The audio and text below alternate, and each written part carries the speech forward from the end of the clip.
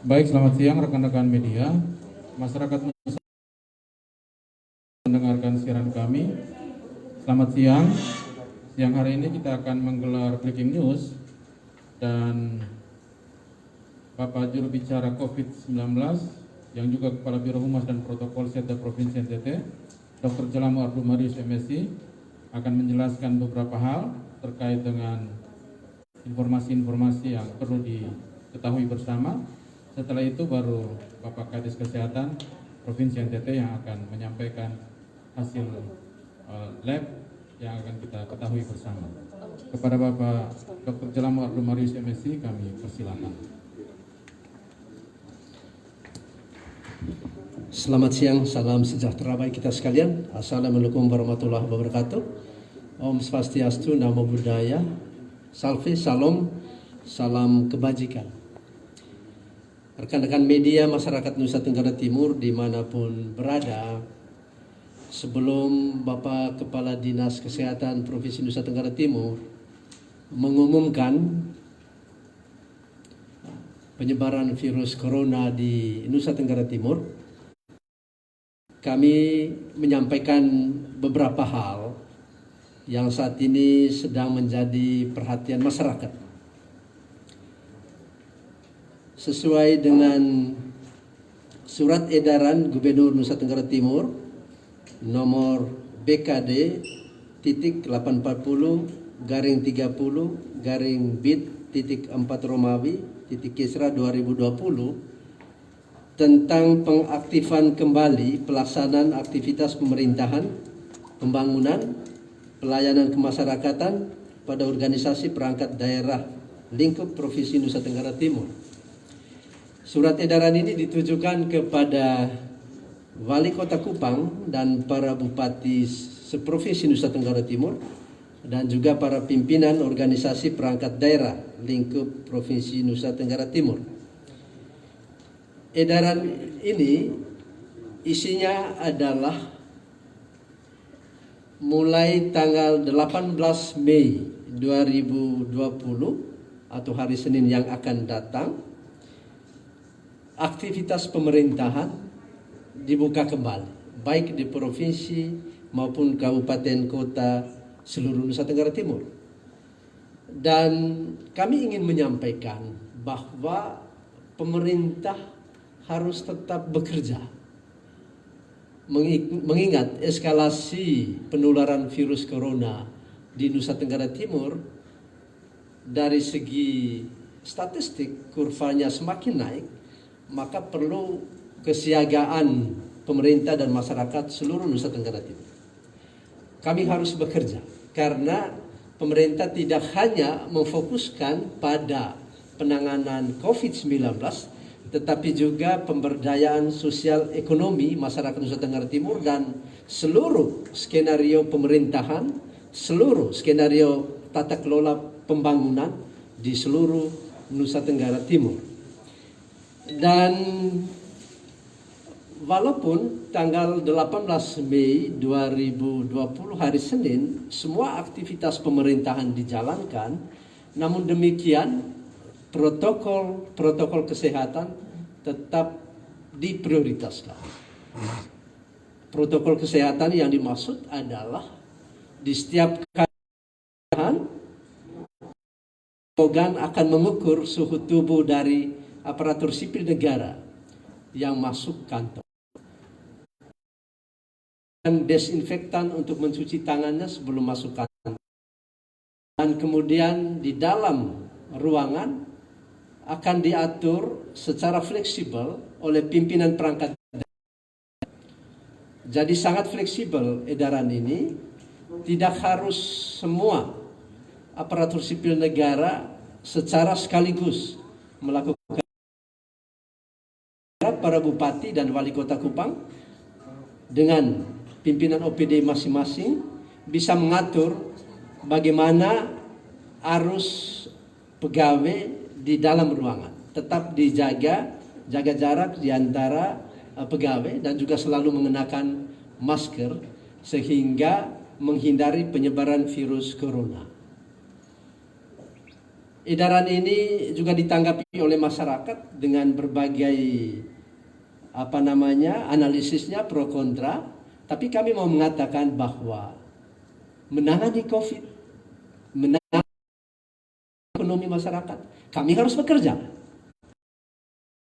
Kantor-kantor, kami harus siaga, pemerintahnya siaga, karena kami seluruh wilayah Nusa Tenggara Timur kami harus jaga. Kabupaten kota di seluruh Nusa Tenggara Timur. Dan kami tetap menjaga protokol kesehatan. Ini demi kebaikan kita bersama. Dan tentu kita harapkan pengertian baik dari seluruh masyarakat Nusa Tenggara Timur. Mengevaluasi hampir 2 bulan ini kerja daring sangat tidak efektif dan jadi lemah. Itu Bapak Gubernur, Bapak Wakil Gubernur memutuskan semua kantor siaga di semua kabupaten kota di seluruh Nusa Tenggara Timur untuk memastikan semua program pembangunan tetap berjalan. Kendati pun kita berhadapan dengan ancaman kemanusiaan yaitu virus corona, tetapi kita harus memastikan bahwa kita tetap siaga. Pemerintah siaga 24 jam untuk melayani masyarakat melalui keseluruhan tata pembangunan di seluruh Nusa Tenggara Timur. Tentu saja protokol-protokol kesehatan tetap dilakukan dan diberi keleluasan kepada para bupati Nusa Tenggara Timur untuk menerapkannya secara fleksibel. Dan kami akan terus mengevaluasi dari hari ke hari bagaimana edaran Gubernur Nusa Tenggara Timur pengaktifan kembali keseluruhan kegiatan pemerintahan di seluruh Nusa Tenggara Timur. Demikian beberapa pemberitahuan dan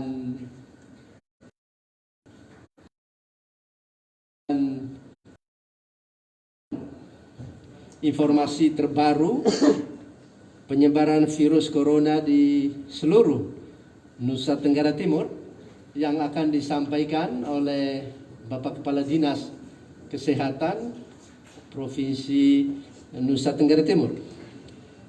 Sebelum Bapak Kepala Dinas menyampaikan informasi terkait dengan eskalasi penyebaran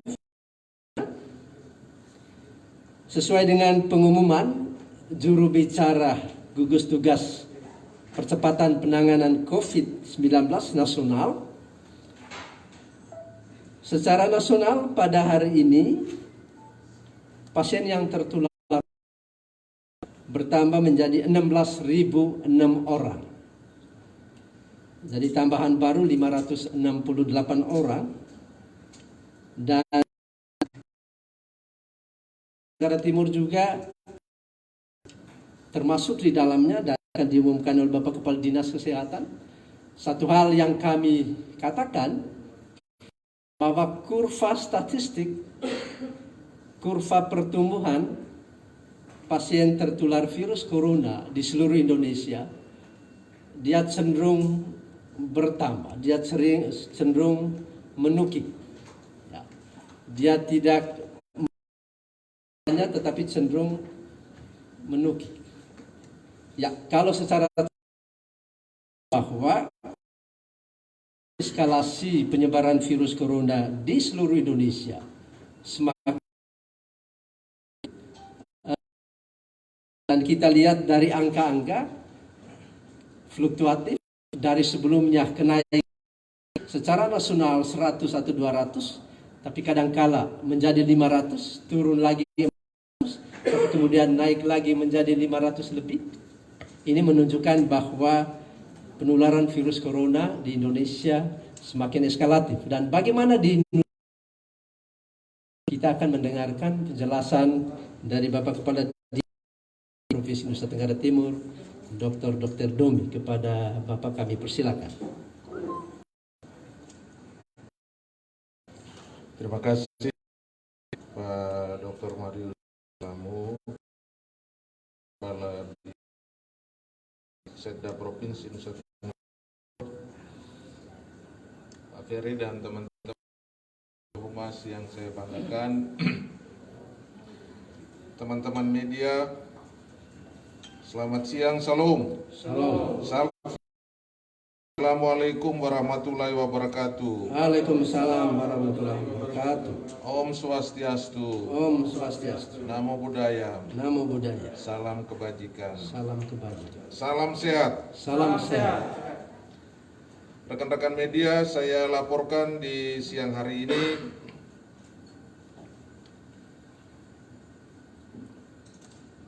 berdasarkan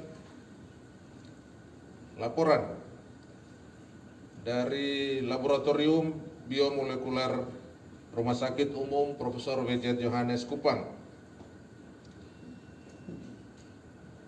Dari sampel yang diperiksa sebanyak 46 sampel swab, diketahui ada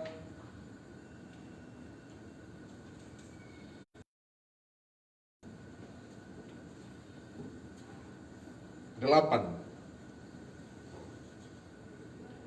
Ada penambahan 8 pasien yang positif. Rinciannya sebagai berikut. Ada positif 4. Ada 4 orang yang positif COVID-19 dari Kabupaten Sika, klaster KM Lambelu. Kemudian COVID-19 positif dari Kota Kupang. Dan sebagaimana saya sampaikan di kesempatan kemarin bahwa di Kota Kupang itu sudah masuk dalam transmisi lokal. Ada 3 orang, kemudian 1 lagi dari Kabupaten Sumba Timur. Untuk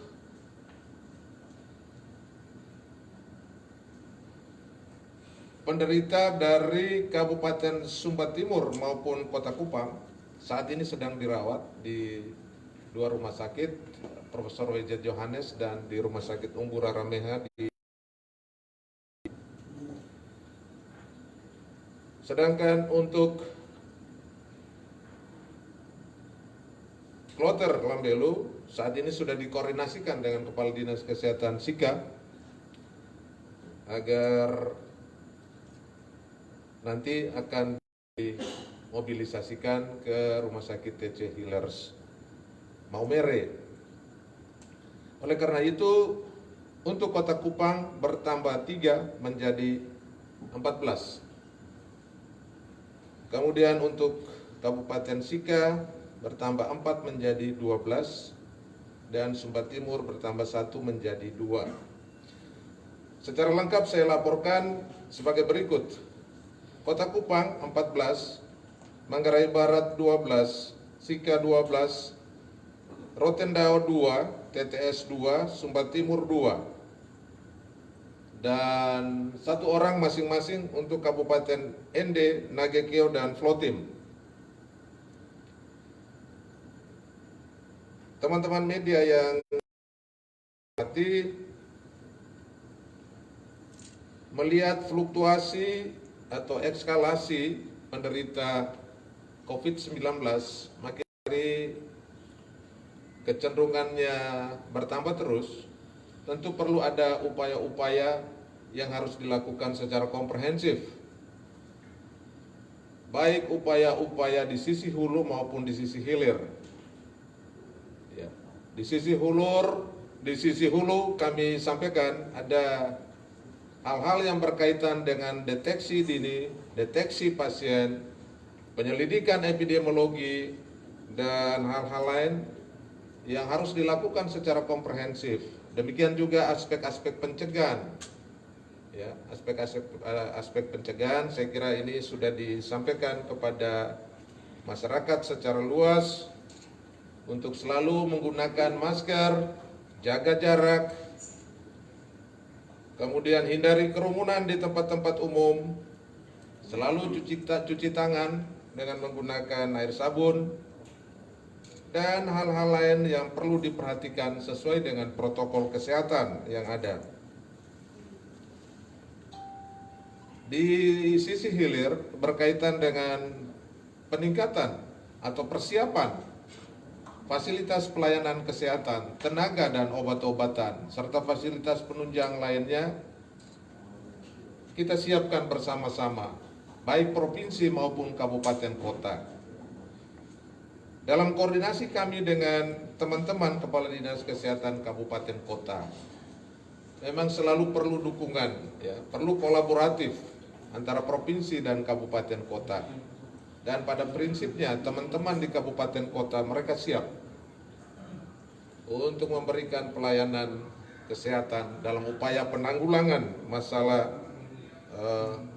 COVID-19 di tempatnya masing-masing. Oleh karena itu, tentu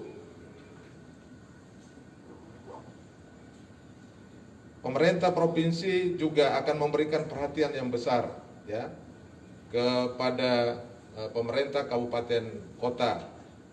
Tidak saja Bapak Gubernur dan Bapak Wakil Gubernur, tetapi dalam sidang paripurna kemarin, pimpinan dan anggota DPRD Provinsi Nusa Tenggara Timur juga memberikan perhatian besar dalam upaya baik pencegahan maupun penanggulangan penyakit COVID-19 di Nusa Tenggara Timur ini. Kita akan evaluasi terus-menerus perkembangannya sesuai dengan peningkatan kasus dari masing-masing wilayah. Tentu pada akhirnya kita akan menyimpulkan apa saja tindak lanjut yang harus kita sepakati bersama. Oleh karena itu sekali lagi kita harapkan seluruh masyarakat patuh terhadap protokol-protokol kesehatan yang disampaikan. Ya. Tidak bisa lagi kita di dalam implementasi ini semua kita bekerja atau mengiyakan sesuatu yang masih banyak para saudara kita yang tidak menggunakan masker di Kota Kupang ini terutama. Oleh karena eskalasi transmisi lokal sudah sangat serius, maka di kesempatan ini ingin saya sampaikan, wajib hukumnya siapa saja, ya, keluar rumah, di tempat umum, gunakan masker. Saya kira tidak hanya pakai harus memaklumi sesuatu yang terjadi, tetapi pada akhirnya perlu ada tindakan, perlu ada sikap yang harus dibangun secara komprehensif, secara kolaboratif bersama, baik pemerintah provinsi maupun Kota Kupang tentunya. Karena transmisi lokal ini akan terus berkembang kalau tidak kita lakukan upaya-upaya untuk membatasi penyebaran transmisi itu. Teman-teman di kota telah melakukan tracing. Sudah lebih dari 70 orang yang kontak, termasuk juga yang kontak erat. Dan sudah diinstruksikan untuk segera melakukan upaya-upaya berupa rapid test maupun pengambilan swab untuk yang kontak erat itu. Dan tentu kita akan evaluasi terus-menerus. Oleh karena itu, upaya-upaya pencegahan sudah wajib hukumnya dilakukan oleh masyarakat. Karena kita harus menjaga, ya, kita harus menjaga wilayah ini, kita harus menjaga seluruh masyarakat di kota ini. Oleh karena itu, ya, hanya bisa sukses kalau kita lakukan dengan sungguh-sungguh, dengan penuh tanggung jawab secara kolektif, kolegial. Demikian yang bisa saya sampaikan. Terima kasih untuk perhatian teman-teman media sekalian. Selamat siang, salam, salve, om santi, santi, santi om. Wassalamualaikum warahmatullahi wabarakatuh. Selamat siang. Selamat siang. Pak Kadis, saya satu Pak. Tadi transmisi Nanti lokal, malam baru diskusi. transmisi lokal tadi 3 itu Pak. Ya. Nah, kalau itu Pak Karo, Pak, ini kenapa sampai pemerintah pada saat puncaknya pandemi di NTT terus dikembalikan lagi aktivitas perkantoran? Apa ini tidak dikhawatirkan kalau transmisi lokal tadi itu lebih banyak lagi, Pak? Ya, seperti yang kami sudah sampaikan, pemerintah harus bekerja. Ya, kita sudah berhadapan dengan musuh bersama dan kita tidak bisa tinggal di rumah. Ya. Dan dalam wawancara dengan RRI tadi, saya menganalogikan begini. Musuh sedang berusaha menyerang kita ketika kita berkerumun. Musuh. Tidak ada jalan lain bagi kita pecahkan kerumunan itu dengan bersembunyi di setiap pohon atau di terowongan. Karena kekuatan musuh sangat besar, dia menyerang kerumunan. Itu analogi. Maksudnya hubungan lalu lintas antara orang harus diputuskan. Ya. Dan pemerintah sudah memutuskan untuk mengaktifkan kembali dalam rangka mengantisipasi seluruh tata kelola pekerjaan, penanganan COVID, dan pemberdayaan sosial ekonomi masyarakat Nusa Tenggara Timur. Akan halnya kekhawatiran yang ada sangat wajar, dan itulah sebabnya kami akan memperlakukan protokol-protokol kesehatan secara ketat. Mencuci tangan, mewajibkan semua ASN mencuci tangan dengan sabun, desinfektan. Kemudian di dalam ruangan kita mengatur jarak, tidak lagi crowded. Di dalam ruangan akan diatur oleh setiap pimpinan perangkat daerah. Demikian. Ini pasien bertambah. Apakah apa pertimbangan pemerintah daerah sehingga PSBB tidak diagendakan? Ya, kita tentu akan melihat dan mengevaluasi kecenderungan pertumbuhan. Itu sudah ada pada benak kita untuk mengevaluasi dari waktu ke waktu. Seperti yang kami sampaikan, PSBB pembatasan sosial skala besar ada syarat-syaratnya yang memang harus kita pertimbangkan. Syarat utama, kalau angka kematian yang disebabkan oleh virus corona dan eskalasi penyebaran virus ini sudah makin meluas. Itu persyaratan pertama. Persyaratan yang kedua, kalau semua kejadian kematian, eskalasi secara epidemiologis juga serupa dengan di zona merah yang lain, baik di dalam negeri maupun luar negeri. Kemudian ada syarat-syarat pendukung. Harus benar diperhitungkan secara sosial, ekonomi, budaya, dan politik. Apakah PSBB merupakan langkah yang harus diambil saat ini? Kita tetap mengevaluasi. Bukan tidak mungkin semua kemungkinan itu akan ada, tapi kita diberi waktu untuk mengevaluasi dari waktu ke waktu. Tidak langsung menerapkan PSBB. Saya satu Pak Karo lagi. Kenapa sampai tim gugus itu seolah-olah menyembunyikan pasien-pasien yang terkonfirmasi kalau positif corona. Sementara di Jakarta itu Menteri pun diumumkan bahwa dia positif. Kenapa alasannya? Kita tidak menyembunyikan, ya, sesuai dengan perintah Presiden.